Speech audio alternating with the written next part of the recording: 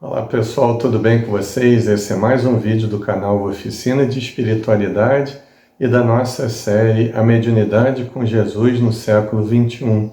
Antes de começarmos o vídeo, eu vou pedir que você dê uma grande força para o canal se você gostar do trabalho ou se você já acompanha e gosta do nosso trabalho, para que ele chegue ao maior número de pessoas. O que é que eu vou te pedir?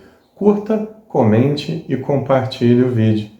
Inscreva-se no canal e, se você já é inscrito, aperte o botão do sino ao lado do botão de inscrição para receber mensagens a respeito de vídeos novos. Começando o nosso vídeo, hoje falaremos a respeito dos médiuns. Não ainda das mediunidades em si, mas do que é o médium, como ele se manifesta, o que é esse ser que é capaz de servir de intermediário entre o mundo material e o mundo espiritual. Vamos começar com a definição de Allan Kardec. Diz ele: todo aquele que sente a influência dos espíritos num grau qualquer é por esse fato médium. E aí já abre margem para uma grande reflexão nossa. Aí as pessoas falam assim: poxa, mas eu não sinto a influência dos espíritos nunca, quase nunca. Pode não ter de forma ostensiva, mas ele, ainda que de forma inconsciente, ainda que de forma imperceptível, ele estará em contato com o mundo espiritual, porque, na verdade, todos nós somos espíritos, todos nós temos corpo espiritual, portanto, todos nós somos passíveis de receber a boa ou a má influência vinda do mundo espiritual. Percebem? Allan Kardec, quando ele fala sobre mediunidade, ele fala sobretudo a título de educação mediúnica. Ele fala a título do desenvolvimento desse sentido natural do ser humano. Aliás, é muito bom nós deixarmos claro que Allan Kardec via a mediunidade como um sentido natural do ser humano a ser desenvolvido por todos nós, não por iniciados, não por privilegiados, não por amigos da diretoria do Centro Espírita ou amigos da coordenadoria de uma reunião mediúnica, mas por todos nós. Temos que ter a teoria, temos que ter o conhecimento, temos que estudar bastante, mas todos nós podemos e devemos desenvolver essa capacidade que com certeza no futuro vai ser algo muito normal. Allan Kardec dizia que a mediunidade é uma faculdade orgânica. É lógico, porque ela depende dos órgãos físicos em bom estado para se manifestar. A mediunidade é, sim, uma faculdade que se origina do espírito. É uma faculdade que nos permite essa interdimensionalidade, mas ela depende também dos órgãos do corpo físico. Por isso que Allan Kardec se refere a ela como sendo uma faculdade orgânica. Há predisposições de algumas pessoas que possuem mediunidade ostensiva para manifestar determinado tipo de mediunidade, que é o que a gente vai ver daqui a pouco. É nesse sentido que ele explicita a mediunidade como uma faculdade orgânica. Ela também pode acontecer em várias faixas etárias. Desde cedo, uma criança já pode desenvolver sintomas da mediunidade de forma espontânea. Não deve ser forçado, mas há muitas crianças que, ao desenvolver isso de forma espontânea, ela já demonstra que nasce com alguma prova ou missão de algum tipo com aquela mediunidade.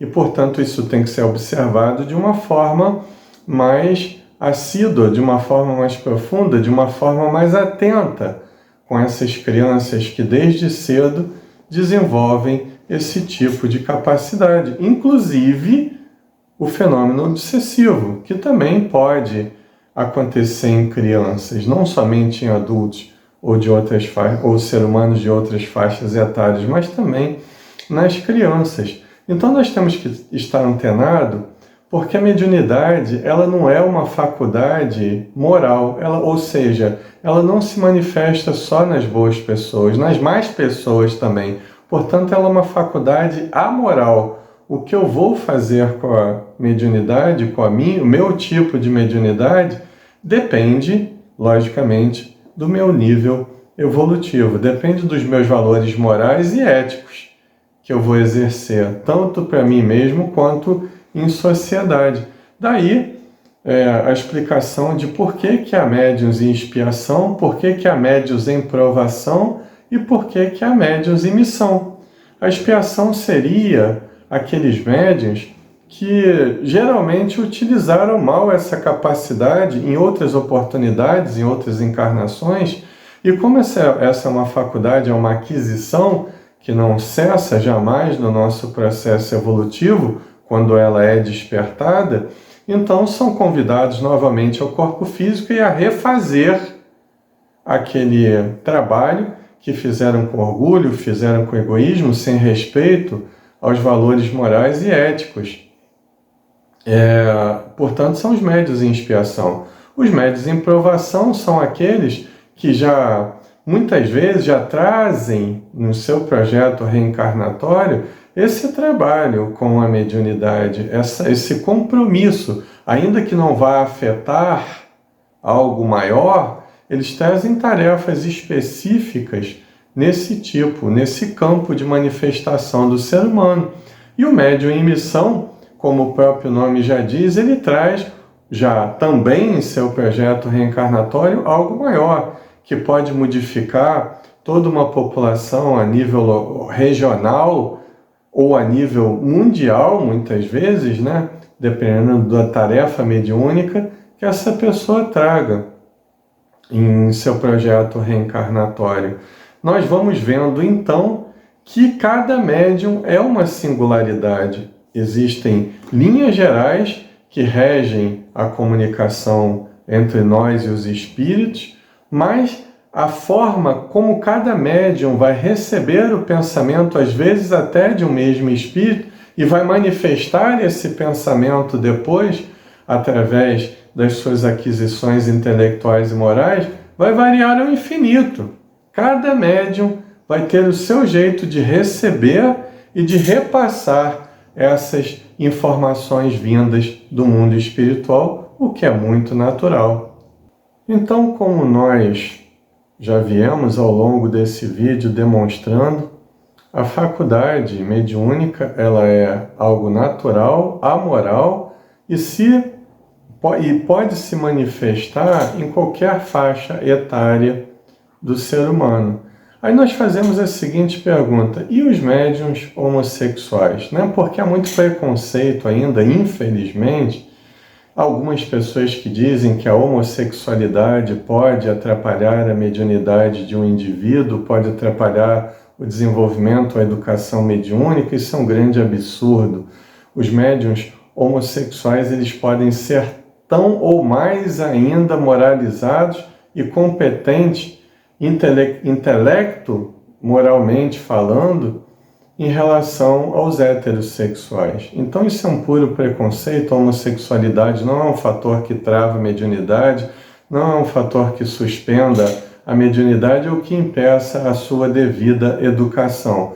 Fica aí apenas um breve parêntese para os espíritas mais conservadores pensarem. Agora, nós vamos começar a nos aprofundar falando sobre os tipos de médium, né? É muito interessante a gente ver na obra de Allan Kardec que todo e qualquer tipo de mediunidade ela começa pela sensitividade, pela capacidade que um ser humano tem de sentir a presença dos espíritos de alguma forma, ainda que seja de forma muito sutil. Lembram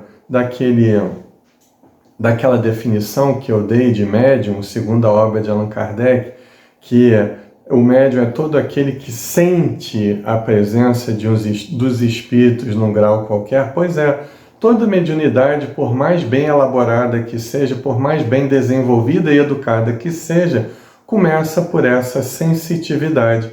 Agora eu vou pôr aqui um quadro dos médiuns e desde já digo que vou fazer apenas uma visão introdutória porque nós vamos abordar todos esses assuntos em vídeos futuros nessa série, ok? Vamos acompanhar então esse quadro de médiuns baseado na obra de Allan Kardec. Então, de acordo com a obra de Allan Kardec, nós podemos observar nesse quadro que há dois grandes blocos, os quais ele divide a manifestação da mediunidade. Primeiro é a mediunidade de efeito físico e segunda de que Allan Kardec chamou efeito intelectual. Aí na mediunidade de efeito físico nós temos os tiptólogos, motores, efeitos musicais, aparição, transporte, pneumatógrafo, curador, excitador, etc. Nós vamos ver isso de uma forma muito mais profunda em próximos vídeos. E nos médiuns intelectuais nós temos aqueles que ouvem os espíritos, aqueles que falam através, que os espíritos falam através dele, os médiuns de possessão. Olha só que coisa interessante, Porque médium de possessão, naquela circunstância que Kardec os apontou, não era algo ruim. Possessão é sinônimo de incorporação em O Livro dos Médiuns. Incorporação que é diferente da psicofonia, da mediunidade, a qual os espíritos falam através do médium. Mas nós vamos ver isso de uma forma muito mais profunda. Nós temos aí os videntes, os médiuns proféticos, os inspirados, os sonâmbulos, os estáticos. Nós vamos ver isso quando nós vermos a questão do desdobramento do corpo astral ou do perispírito, nas fronteiras entre o animismo e a mediunidade, e por aí vai.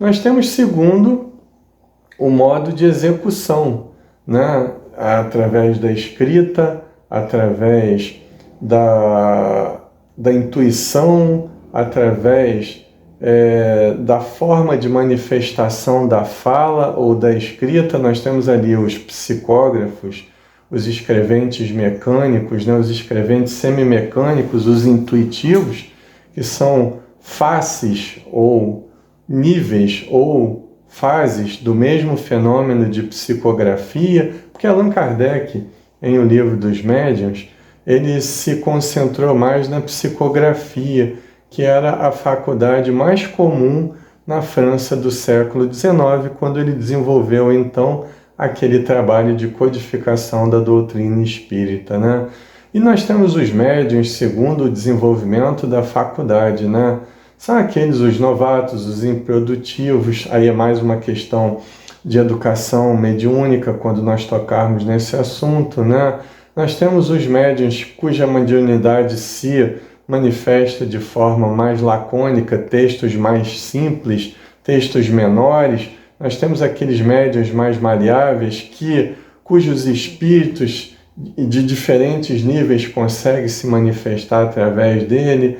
Nós temos aqueles médiuns feitos para evocação, uma coisa que está muito esquecida no movimento espírita brasileiro, diria eu, quase extinto, mas que Allan Kardec se preocupava muito com esse assunto em O Livro dos Médiuns, Para ditados espontâneos, que seria tipo as cartas consoladoras que nós temos hoje em dia em alguns centros espíritas, nas cartas de parentes e amigos desencarnados.